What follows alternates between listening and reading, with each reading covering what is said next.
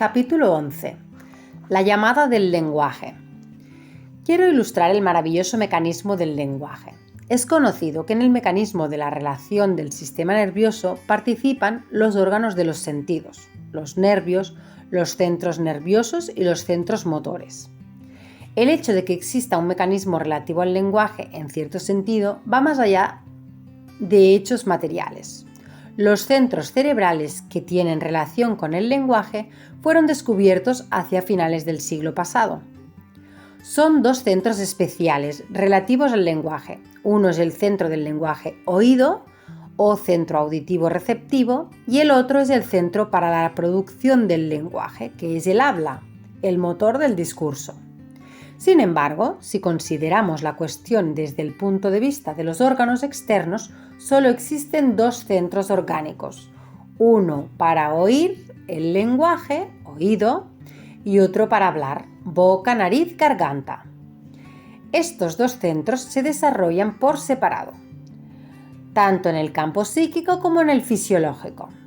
El centro receptivo o auditivo se halla en relación con aquella sede misteriosa de la psique, en la cual el lenguaje se desarrolla en lo más profundo del inconsciente, mientras la actividad del centro motor se manifiesta en la palabra hablada.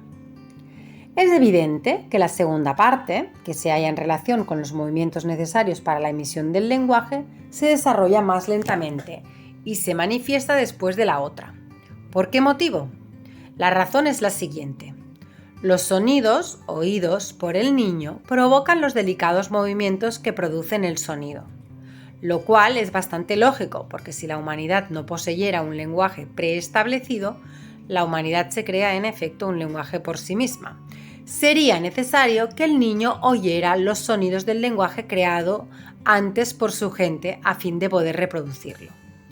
Por eso, el movimiento para la reproducción de los sonidos debe basarse en un substrato de impresiones recibidas de la psique, ya que el movimiento depende de los sonidos que han sido oídos y que se hayan impresos en ella. Esto es fácil de comprender, pero sin embargo, cabe considerar que el lenguaje hablado es producido por un mecanismo de la naturaleza y no por un razonamiento lógico. Es la naturaleza la que actúa lógicamente. En la naturaleza, primero se observan los hechos y luego, cuando se han comprendido, se dice qué lógicos son. Y finalmente añade, detrás de los hechos debe de haber una inteligencia que los dirige.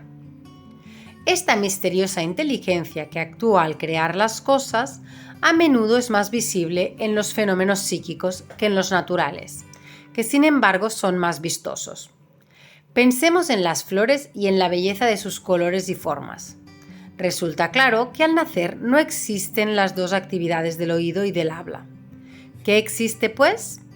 No existe nada, aunque todo se haya concebido y preparado para la realización. Existen estos dos centros libres de todo sonido y de toda herencia, por lo que se refiere a un lenguaje particular, capaces, sin embargo, de comprender el lenguaje y de elaborar los movimientos necesarios para reproducirlo. Estos dos puntos forman parte del mecanismo destinado al desarrollo del lenguaje en conjunto. Profundizando aún más el tema, vemos que, además de los dos centros, existe una sensitividad y una habilidad dispuestas a actuar, ambas centralizadas también. La actividad del niño sigue, por tanto, las sensaciones del oído, todo se hayan estupendamente preparado para que cuando el niño nazca pueda empezar inmediatamente el trabajo de adaptación y preparación a la palabra. Entre el conjunto de los elementos preparados, observamos ahora los órganos. La creación de este mecanismo no es menos maravillosa que la del mecanismo psíquico. El oído, el órgano del lenguaje oído, que según la naturaleza se forma en el ambiente misterioso en que se crea el ser, es un instrumento tan delicado y complejo que parece obra de un genio musical.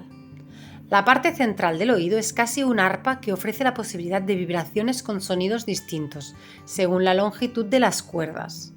El arpa de nuestro oído tiene 64 cuerdas dispuestas gradualmente y puesto que el espacio es tan reducido, estas cuerdas se hallan colocadas en forma de caracol.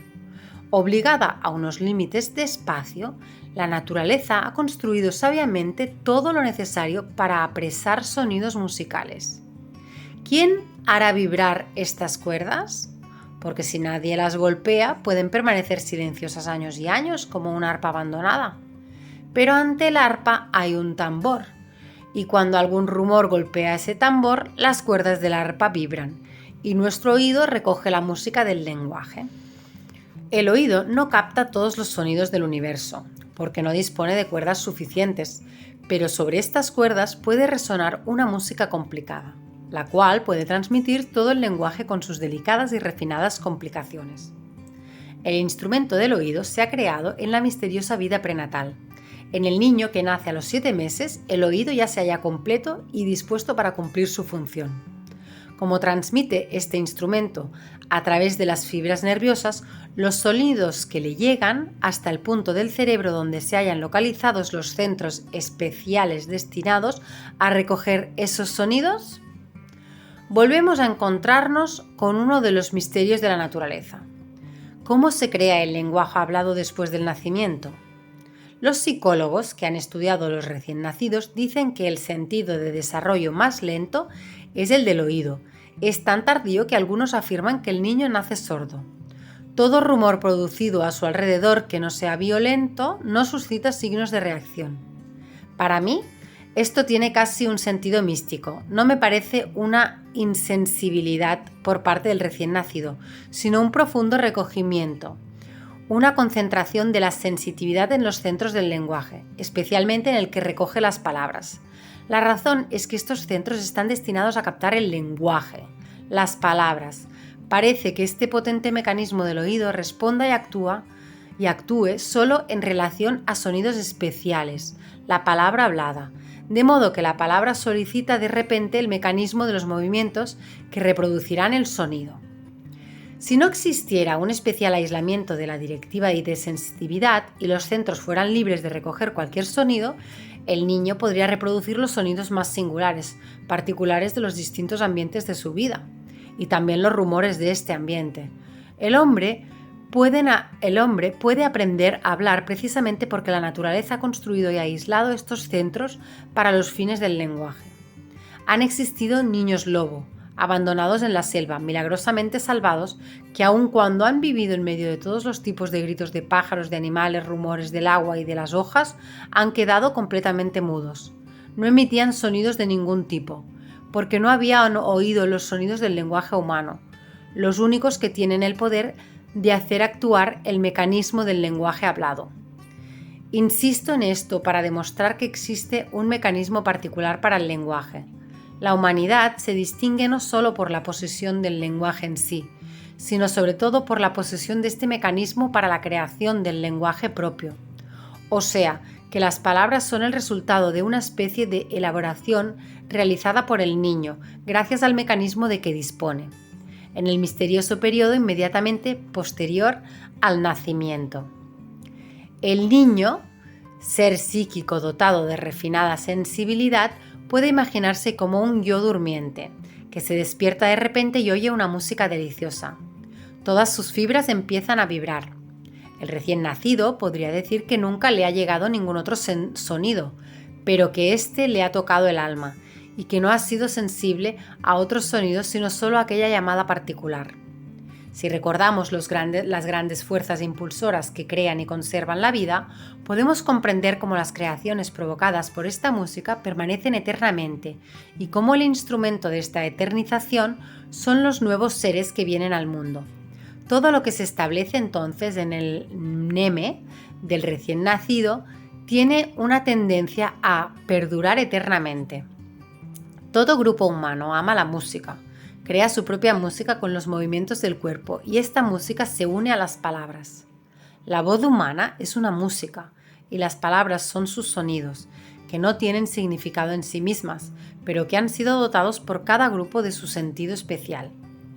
En la India, centenares de lenguas separan los grupos, pero la música los une a todos, signo de que permanecen las impresiones en el recién nacido.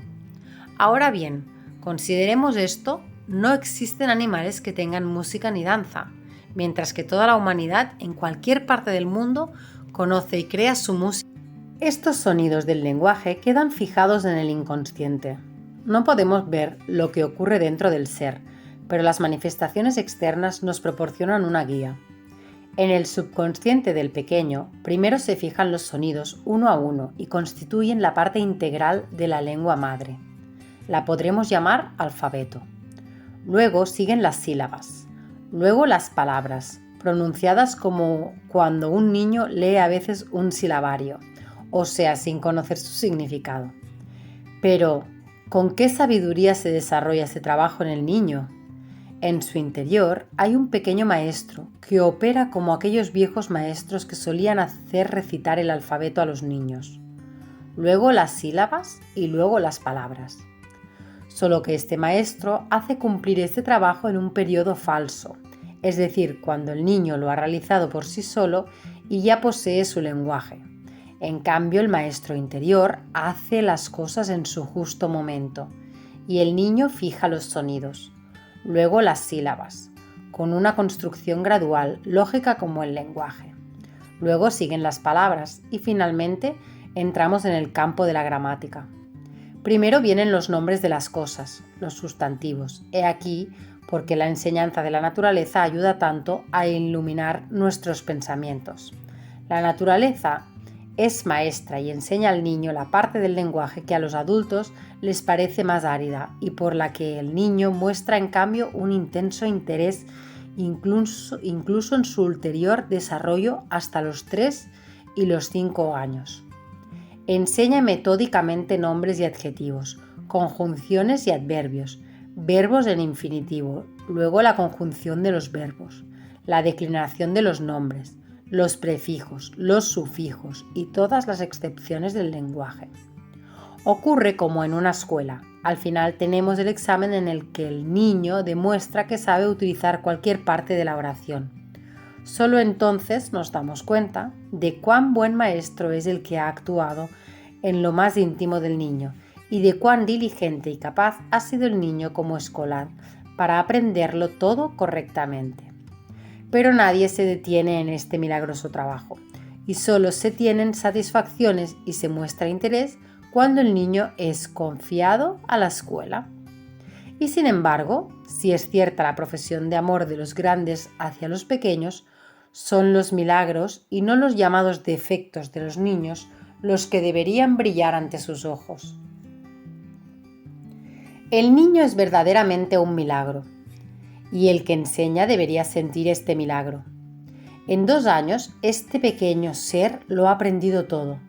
En estos 2 años, veremos cómo despierta gradualmente en él una consciencia a un ritmo siempre más acelerado.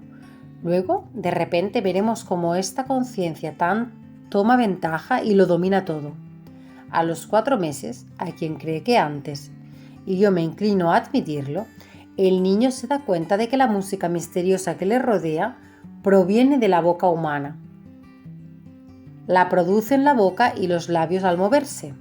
A menudo pasa desapercibida la atención que presta el niño al movimiento de los labios del que habla.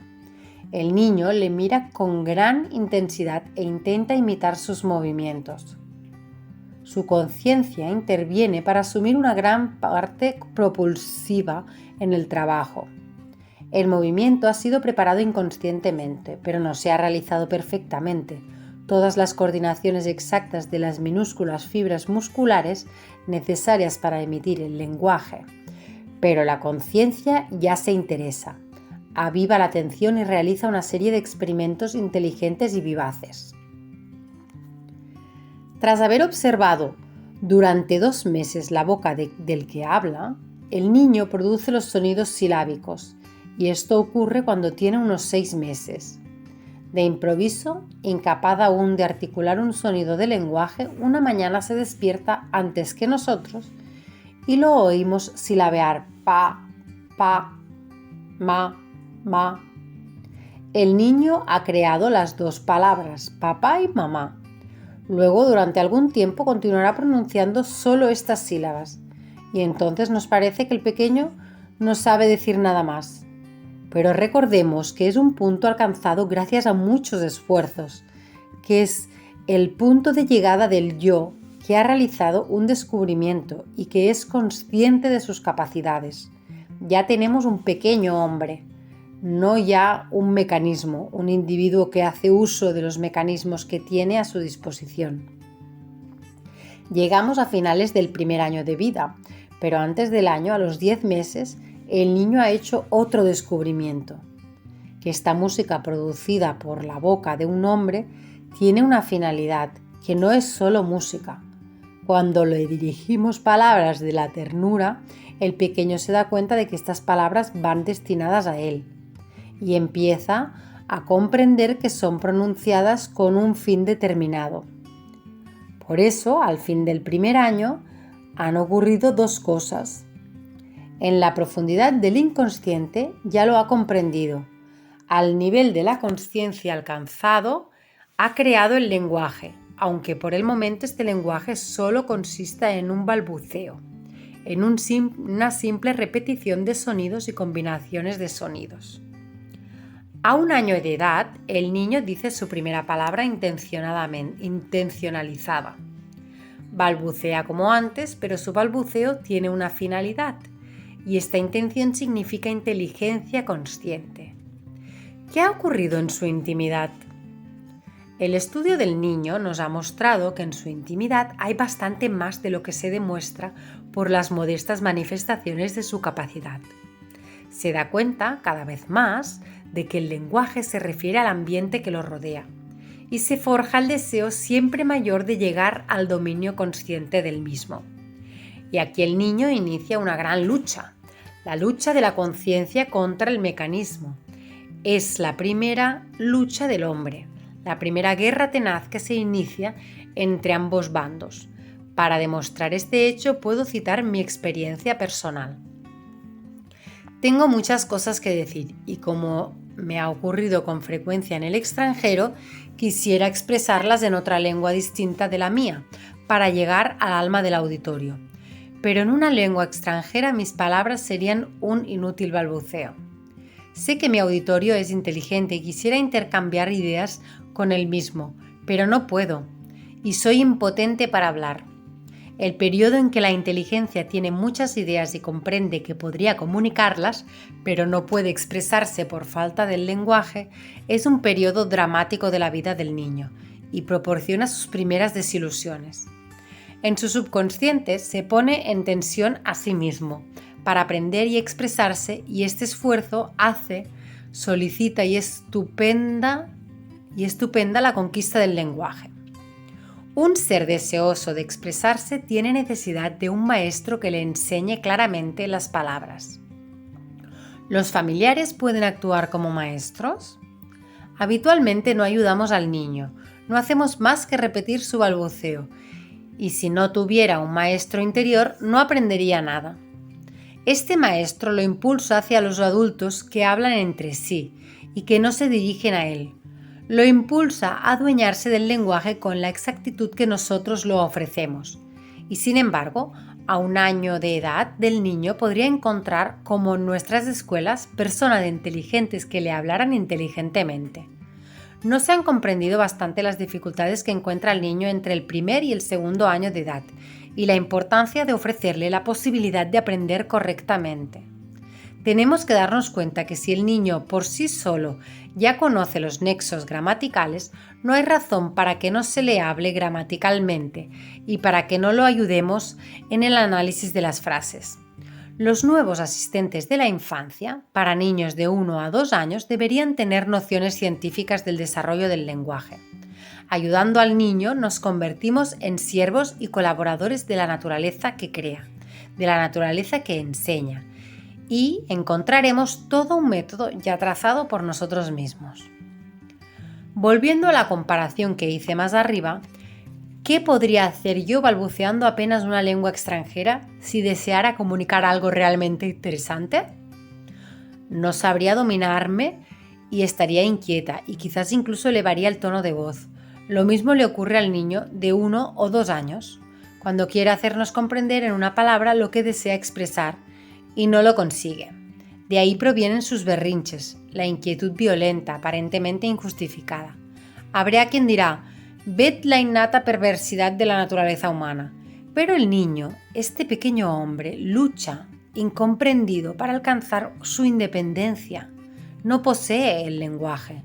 Su único medio de expresión es la rabieta y sin embargo tiene la capacidad de construir el lenguaje. La cólera es la expresión del esfuerzo obstaculizado en la búsqueda de la palabra que debe formar a su modo.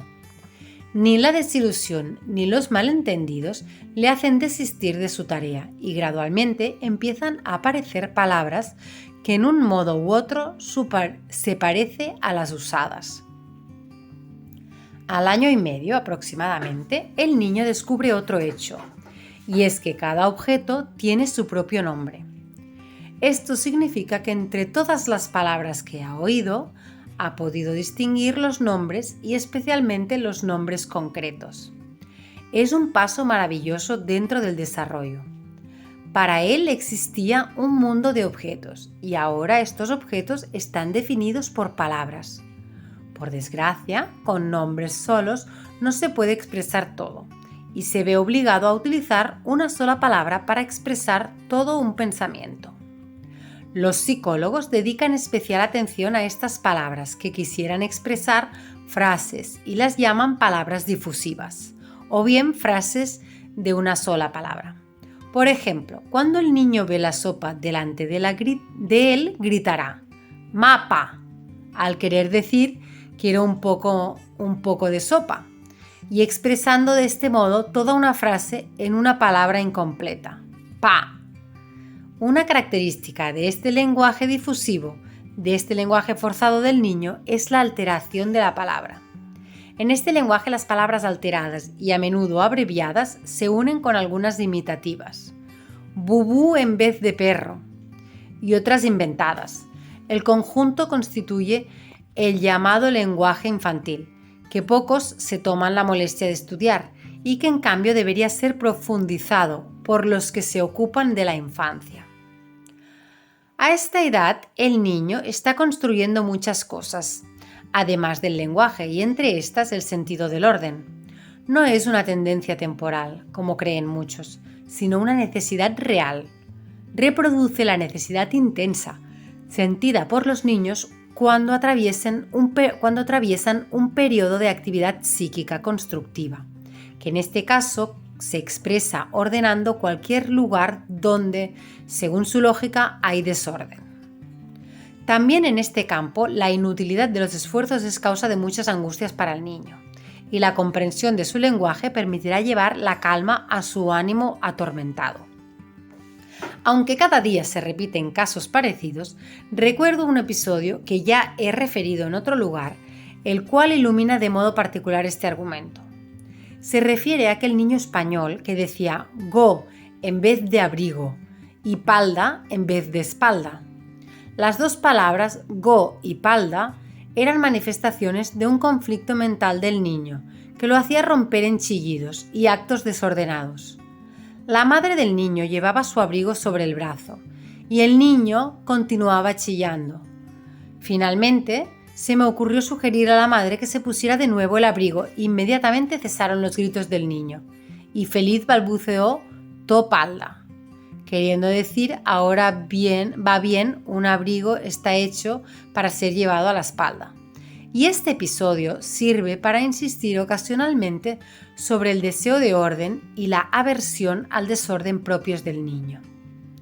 Confirmo otra vez la necesidad de una escuela particular para los niños de 1 año a 1 año y medio y considero un deber de las madres y de la sociedad en general hacer que los niños, en vez de vivir aislados, convivan con los adultos y tengan frecuentes experiencias del mejor lenguaje pronunciado con clara dicción.